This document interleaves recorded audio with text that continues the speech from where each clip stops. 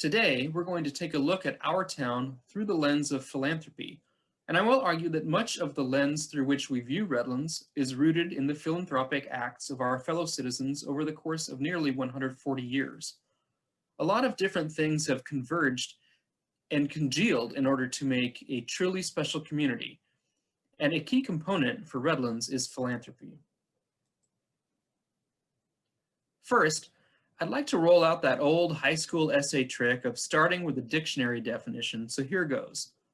According to the 20-volume second edition of the Oxford English Dictionary here at Smiley Library, philanthropy is from the Greek and is translated as love to mankind and is defined as practical benevolence towards men in general and the disposition or active effort to promote the happiness and well-being of one's fellow men.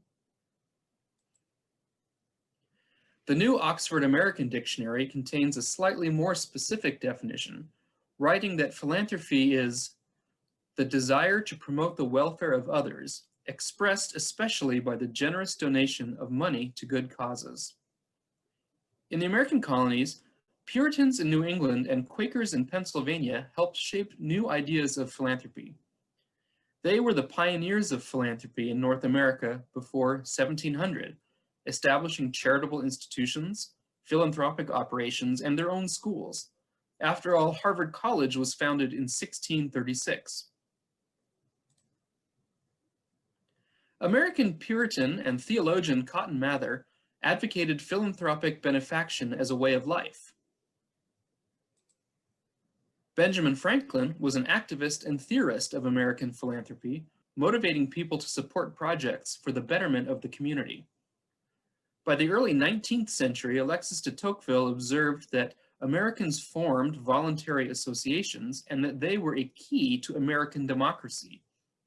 This world of philanthropy was a defining feature of the upbringing and backgrounds of many of the early pioneers of Redlands. To be sure, towns across the region in those early decades after the Civil War benefited from philanthropy.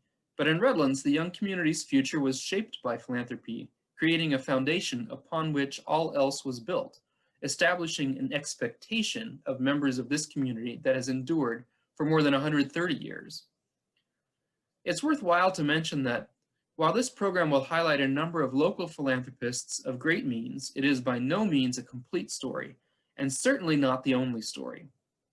Those discussed here are just among the best known examples of philanthropic phenomenon that is at the core of our civic identity. There are philanthropists from all parts of the community, from every socioeconomic level. They are equally deserving of recognition and praise. These simply provided the most public examples of a mindset to which we all can aspire. As I mentioned earlier, a lot of the American notions of philanthropy evolved in New England and Pennsylvania, and Redlands co-founders Ed Judson and Frank Brown both came to the San Bernardino Valley, originally from Connecticut. They, in turn, enticed others to come, and those enticed yet others, a chain migration effect, with many of those who came also steeped in the ideas of philanthropy. So just as a refresher, in the early 1800s, the East Valley was still comparatively sparsely populated. Water ran confidently through the Sankey, and the railroads were about to embark upon passenger rate wars, leading to booming land sales across Southern California. By early 1887, what would become downtown Redlands was officially platted. Those Redlands pioneers understood that, in addition to business, you also needed to accommodate the need for community support. 3 months after this map was filed, Redlanders founded its first charitable organization. Redlands' first charitable organization was a chapter of the Young Men's Christian Association. The YMCA was founded in London, England in 1844. One of the unintended consequences of the Industrial Revolution was that young men were drawn to urban centers like London for work, and while there, they were exposed to all types of vice. The YMCA provided a positive alternative to this situation and aimed to put more noble principles into practice. The idea caught on rapidly, and in 1851, the first YMCA in the United States opened in Boston. The philosophy of encouraging a healthy spirit, mind, and body proved at least as popular in the United States as it was in Great Britain. Although Redlands was yet to incorporate, a group of citizens met in the real estate office of John P. Fisk at the northeast corner of State and Orange Streets, May 2nd, 1887, and formed the Young Men's Christian Association of the East San Bernardino Valley. Ed Judson and Frank Brown, co-founders of Redlands, realized the value the organization would have to their fledgling colony and donated a plot of land on East State Street for a new YMCA building. The new YMCA board seized the opportunity, and fundraising and construction of the two-story brick building at 14 to 16 East State Street began shortly thereafter. The building was soon completed, and on October 9, 1887, the YMCA held its first meeting in its new headquarters. The ground floor of the building included two different income-generating storefronts, while the YMCA had its facilities on the second floor. One of the first major benefit events was for the YMCA, held 2 days after the new building was completed. With the popularity of the Y and the growth of Redlands, it soon became apparent that larger space was needed. Brand new facilities were planned in 1892 for the northwest corner of Cajon and Vine Streets, and the cornerstone was laid on Thanksgiving Day that year. The building cost far more than originally anticipated, however, and funds were raised more slowly than hoped. Finally, on March 4th, 1894, the new YMCA was dedicated. The new building also included a small reading room, the first home of the Redlands Public Library, renamed A.K. Smiley Public Library in 1898, when Philanthropy provided it a building of its own. The YMCA continued in that location for 20 years. It was sold to the city of Redlands for use as City Hall in 1913, and the YMCA vacated it in 1914. New temporary facilities were constructed at the southeast corner of 6th Street and Citrus Avenue. With the need for a more permanent home, in 1926, the YMCA's directors began a capital campaign for a new structure with a goal of raising $215,000.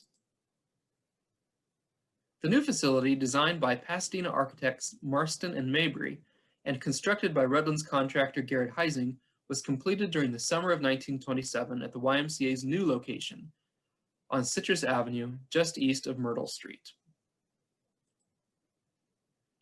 While pioneer Redlanders understood the importance of giving in order to create and perpetuate the cultural institutions that were important to the community, the arrival of Albert and Alfred Smiley as winter residents changed everything.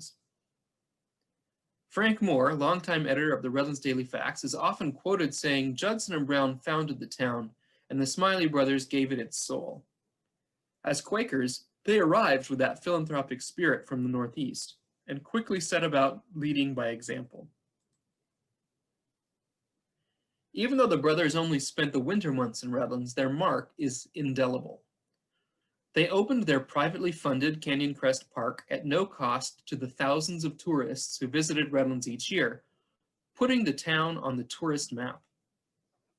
The Smileys were supporters of the efforts of the YMCA as soon as they arrived, supporting that organization with gifts. Helping to galvanize civic pride and foster an environment that supported beauty, in 1895, Albert Smiley advertised cash prizes for people who, quote, maintain their grounds with neatness and whose good taste is exhibited in the selection and arrangement of decorative plants. The following year, he increased the total amount he awarded and limited the contest to persons, quote, of moderate incomes.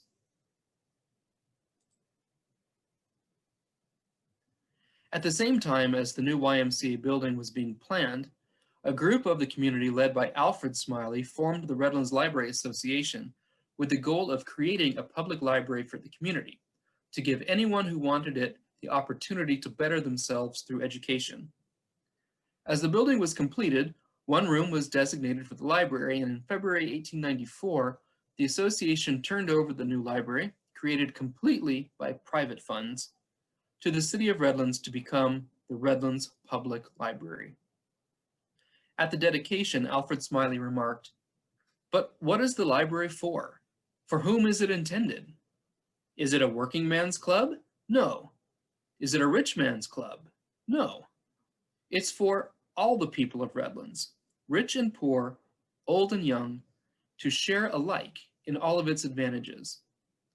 And if there come in there a man in his shirt sleeves, who is a lover of books and who cannot afford a coat on his back, he should be received with the same courtesy and attention as if he were dressed in purple and fine linen."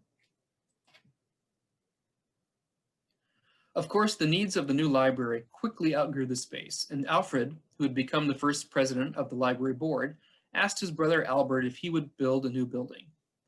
We all know the answer was yes, and in April 1898, the Redlands Public Library, renamed by the City Council in honor of A.K. Smiley's unparalleled gift to the community, opened to the public, along with Smiley Park, which stretches across 4 downtown blocks.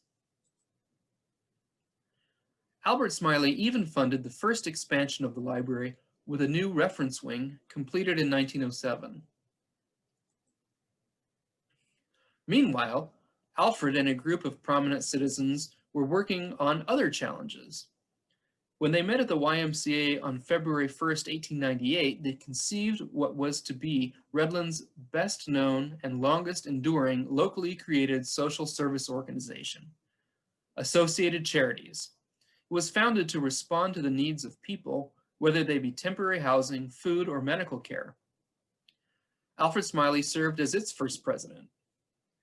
The first constitution, dated 1904, stated, "The objects of the association are to give temporary relief to the indigent, to ascertain as fully as possible the causes of destitution, and to work toward the ultimate removing of the cause, as well as to the relief of the cause." Associated Charities was eventually renamed Family Service Association of Redlands. For the first years of existence, family service was entirely dependent upon volunteers, membership dues, and donations to provide services to its clients.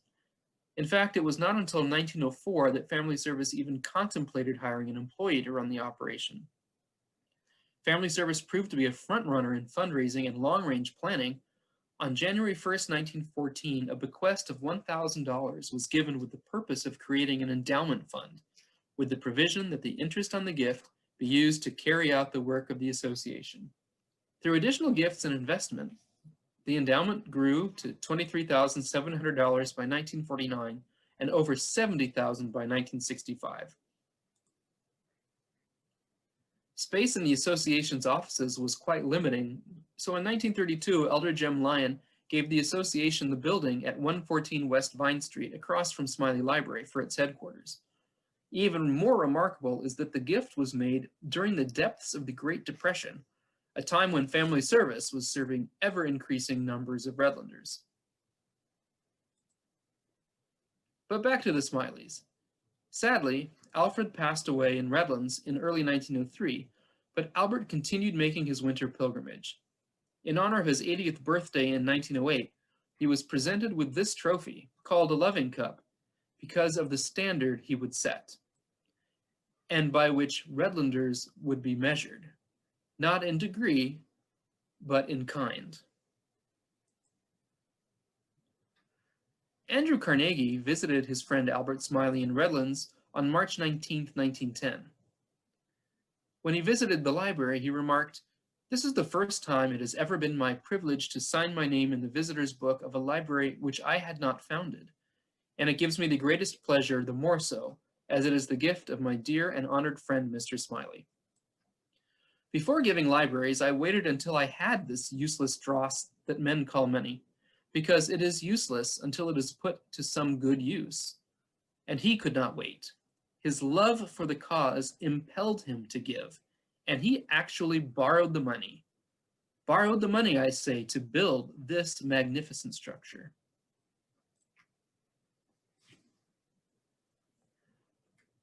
But back to social service. Family Service was not alone in its work to assist Redlands. Members of the First Presbyterian Church of Redlands founded the House of Neighborly Service through its National Board of Home Missions in 1920 to create a larger ministry to the Mexican population of Redlands and vicinity. The organization soon began its work in this house at 227 High Avenue. The house was intended to be a model home in the community, as well as the base of operations. They offered classes to members of the Mexican and Mexican-American community in English, sewing and cooking, a health clinic, and playground for children. Success of the organization led to the need for new quarters by 1926, and the Redlands Kiwanis Club provided the funds to purchase 4 lots on Lawton Street. The community raised $8,600 toward the $14,000 structure, which was completed in 1927. The House of Neighborly Service officially incorporated in 1938. It struggled financially until the creation of the community chest in the late 1940s, when it became one of the beneficiaries of its annual fund drive.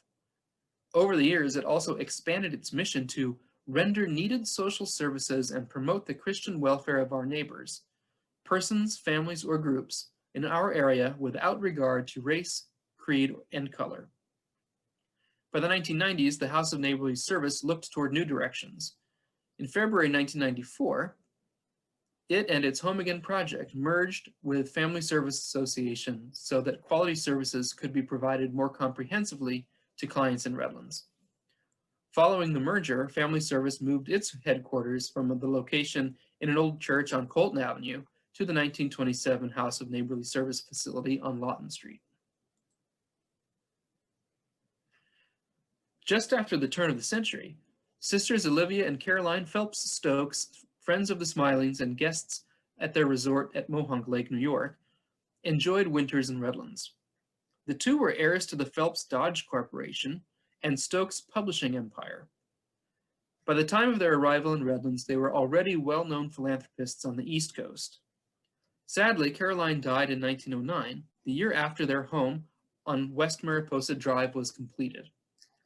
The Phelps Stokes sisters proved their generosity by the sheer amount of money given and the number of institutions that benefited from Olivia's estate following her death in 1927. Tuskegee Institute received the largest single gift. In Redlands, the YMCA, YWCA, University of Redlands, and Redlands Community Hospital each received $10,000. Redlands Day Nursery, Family Service Association, the Contemporary Club, and A.K. Smiley Public Library each received $5,000. The endowments and funds created by these gifts continue to affect the fiscal health of these organizations today. As a memorial to her sister, Olivia gifted 15 acres of the estate to the city of Redlands to create Caroline Park. The park remained undeveloped until 1987, when the Rotary Club of Redlands spearheaded a campaign to create the park space dedicated to native plants for all to enjoy. In a partnership with the Redlands Horticultural and Improvement Society, a special endowment fund to provide for projects in horticultural care of Caroline Park was also created. In addition to Caroline Park, the magnificent gates at Hillside Memorial Park, designed by their nephew, Isaac Newton Phelps Stokes, honor Caroline. Another remarkable story of philanthropy in Redlands surrounds the creation of Redlands Community Hospital. Redlands grew very quickly in the first decades of the 20th century, from about 4,000 in 1900 to more than 3 times that by the mid-1920s. Need for a new hospital was clear, and the feeling in the community was that it should be run on a non-profit and self-supporting basis. Mr. and Mrs. Edward M. Cope donated 17 acres on Teresina Boulevard, north of Fern Avenue, for a new hospital site with the proviso that funds for the hospital building came from the community. Redlanders answered the call, and $250,000 was raised. The consortium of individuals planning the new hospital incorporated under the name Redlands Community Hospital on July 8, 1927. By the beginning of 1929, the new Redlands Community Hospital was ready and patients were transferred from the private hospital on Nordina Street.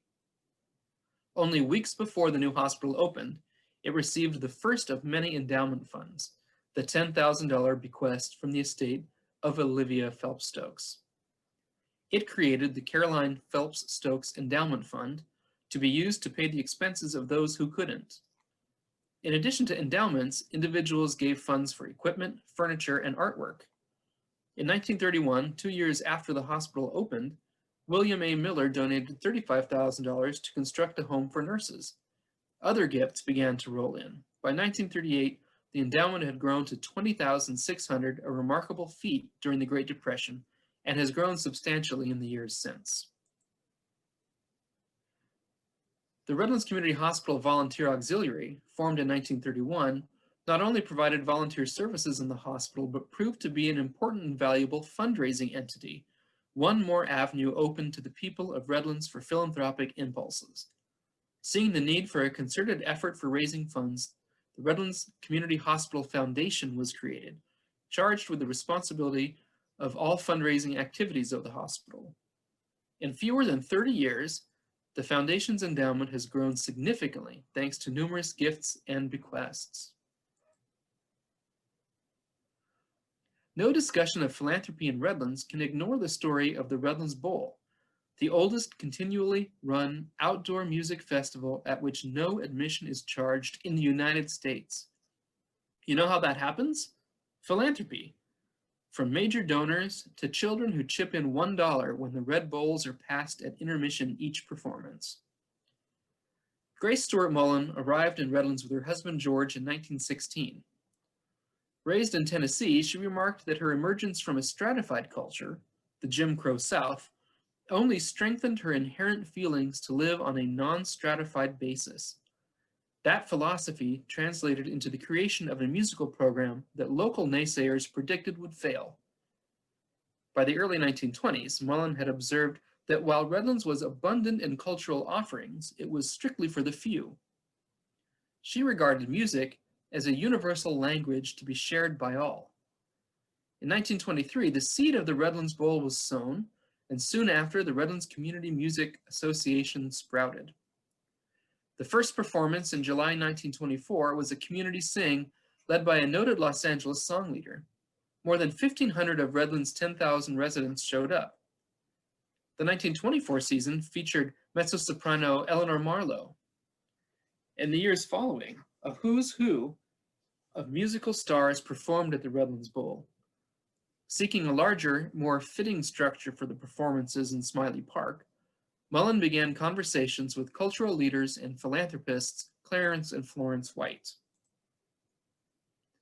Florence, an accomplished artist, and Clarence, an heir to the White steamer car, truck, and sewing machine fortune, and one of the earliest pineapple plantations on Maui, constituted an important force for good in Redlands. They sensed the importance of Mullen's vision and quietly agreed to contribute a building to the Redlands Bowl. This all became finalized in 1930 during the depths of the Great Depression. The Whites named the building the Procellus. Procellus is named from the Latin words meaning before the seats. Costing $60,000, or nearly $1 million if you look at 2020 money. It was designed by architect Herbert Powell, who had also designed University of Redlands Memorial Chapel. Without vision a people perish, carved on the face of the building, bore testimony to the Whites' belief that this place will become a shrine of music to which people will journey from many places. In his dedication speech, Clarence remarked that no city lives by taxes alone. The nearer it comes to that condition, the more drab and monotonous its existence is. Many of us take for granted the immense amount of free personal service that goes into making a town like Redlands. So if ever there was an altar call for Redlanders to do their philanthropic part for the betterment of this community, surely that was it. Robert and Alma Watchorn, also winter residents, felt they should do their part for the betterment of Redlands. To this day, the Lincoln Memorial Shrine is the only museum and research center dedicated to Abraham Lincoln and the American Civil War west of the Mississippi River. Not only did the Watchorns donate the building and the founding collection, but they also established an endowment fund with the Watchorn Lincoln Memorial Association, which has supported the institution since 1937. In the mid-1920s, a plan was hatched in Sacramento to build Highway 99 through Redlands. Today, what was the main highway until the construction of Interstate 10 in the 1950s is named Redlands Boulevard. Members of the Contemporary Club's Beautification Committee, the Women's Club itself, a staple of philanthropy in Redlands since its founding in 1894, were horrified that Highway 99 passed the city's unattractive, odoriferous dump, located between the Santa Fe Railway and the Southern Pacific Railroad's rights-of-way east of New York Street. The dump, or glory hole as it was called, was the first thing to greet Redlands visitors traveling east through town on the new road. Not content with the situation, the women of the Beautification Committee combined forces with the Redlands Horticultural and Improvement Society, the Redlands Chamber of Commerce, and a reluctant city of Redlands to transform the eyesore into a place of botanical wonder. Private gifts of funds, both large and small, made the project a reality. The result was Jenny Davis Park. At its inception, the park was intended to showcase rare plant specimens, flowering trees, and attractive shrubs. Much of the original curbing and planting was done courtesy of the Works Progress Administration employees. The impressive cut stone entrance was a gift to the park given by philanthropists Clarence and Florence White. Arguably the greatest grassroots effort to preserve community parks came in 1963 when privately owned Prospect Park was threatened with subdivision. Action began immediately. Prominent citizens lobbied the city council to save Prospect Park. The council then filed for a federal grant to preserve open space for 20% of the $560,000 sale price, and placed a bond measure on the ballot to raise the amount of the purchase price not covered by the grant. A divisive campaign resulted in defeat of the bond measure in October 1963, meaning that those funds needed to be raised directly from the people of Redlands. Direct gifts, art sales, teas, and numerous events created support for the park. Helen Fisk, daughter of John and Elizabeth Fisk, reflected on history to appeal to Redlanders in the effort to save the park. As a child, Helen saw Albert Smiley and his example firsthand. Her parents imbued with her the importance of civic responsibility and generosity. In her appeal letter, she wrote, "I heard one businessman say he wished one of our wealthy citizens would buy the property and give it to the city. Maybe we have been spoiled by the generosity of a few who have made great gifts to the city. Why can't a lot of us band together to do one big thing for Redlands?" She went on to suggest that if 3,200 people contributed just $150, it could happen. And mirroring Albert Smiley's gift to the library, she said, "I, for one, would borrow money if necessary for this purpose." As an incentive, Mary Kimberly Shirk, a noted philanthropist in her own right, offered to leave her estate, Kimberly Crest, to the people of Redlands if the preservation effort was successful. In the end, the Prospect Park Fund raised $212,000 between 1963 and 1968, enough to buy the park when combined with the federal matching grant.